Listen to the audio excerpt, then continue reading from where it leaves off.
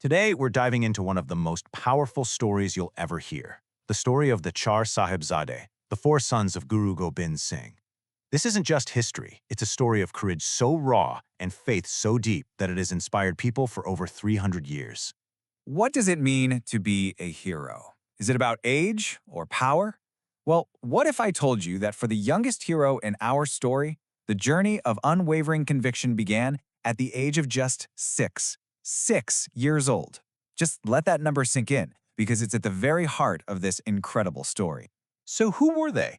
The name Char Sahibzaade literally translates to the four sons or the four princes.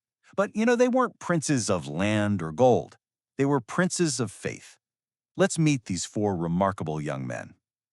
Okay, just take a look at this. The reality here is pretty staggering. Ajit Singh, the oldest, was only 18. His brother, Jujhar Singh, just 15. And then you have the younger two, Zorawar Singh, 9, and Fateh Singh, who was only 6 years old when they were martyred. These aren't just statistics. These are four individuals with four stories of unbelievable bravery. Now, their story actually splits into two different paths after they were all separated. The two elder sons, the Vade Sahibzade, found themselves in a desperate battle alongside their father. Meanwhile, the two younger sons, the Chote Sahibzade, faced a totally different kind of test, one of psychological warfare, inside a prison cell with their grandmother. Two different places, two very different situations, but they were all driven by the exact same unconquerable spirit. So, let's start with that trial by fire at Chemkalar. This is the story of the elder sons Ajit and Jachar Singh. And you have to understand, these weren't just boys. They were warrior saints, raised to defend what was right, no matter the cost. Their whole lives were really a preparation for this one moment. They were trained in both spiritual wisdom, Gurbani, and in martial arts, Shastravidya. Then, in 1699, they fully committed themselves to the Khalsa. All of this leads to December 1704, where you have just 40 Sikhs, including the Guru and his two sons, surrounded in a fort by a gigantic imperial army.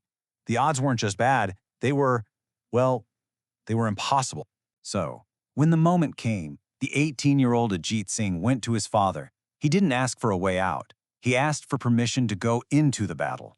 His words were, "My name is Ajit, meaning unconquerable, and I shall not be conquered." He knew he was going to his death, but to him, that wasn't a defeat. It was a victory. So after watching his older brother fight and fall, what do you think the 15-year-old Jujhar Singh does? He goes to his father and makes the exact same request. He says, "Don't say I am too young. I am a lion of yours." Just imagine that courage, to willingly follow your brother into a battle you know you can't win while your father watches on. It's just incredible. All right, let's switch gears to that second path, the trial by ice. Because while the battle was raging at Chemkaur, the younger sons, Zorawar and Fateh Singh, and their grandmother, Mata Gujriji, were facing a totally different enemy. This was a battle of betrayal, of pressure, of pure grit. It all happened so fast. A servant they trusted betrayed them, and they were captured. They were then thrown into a place called the Thanda Burj, the Cold Tower. And there, the local governor, Wazir Khan, gave them an ultimatum: convert to Islam and live like kings, or face the consequences. And let me be really clear about this prison. The Thunderburj wasn't just some room. It was basically an instrument of torture. It was an open tower built specifically to catch the wind and be brutally cold in the dead of winter. And that is where a 6-year-old, a 9-year-old, and their grandma were held. So, faced with this offer of warmth, of food, of a life of luxury, what did they say? These two little boys reportedly stood right in front of the governor and said, "We care not for worldly wealth. We shall not renounce our religion at any cost." Think about that. At 6 and 9 years old, they had a clarity and a strength of identity that was completely unshakable. And because they refused to break, the governor passed his sentence. On December 26, 1705, Sahibzada Zorawar and Fateh Singh were martyred. They were bricked up alive inside a wall. Their grandmother, Mata Gujriji, passed away in the cold tower shortly after, as soon as she heard the news. So, you have to ask, how is this kind of courage even possible? How could two teenagers stare down an entire army and two little kids defy an empire? Well, the answer is in the philosophy that connected all of them, this mindset of absolute steel. It really boils down to these core ideas. First, Dharma over life. What they believed in was more important than their own survival. Simple as that. Second, fearlessness. They showed zero intimidation in the face of this massive, powerful state. And third, equality. They never once asked for special treatment because they were the Guru's sons. In their eyes, they were just warriors of the Khalsa, same as everybody else.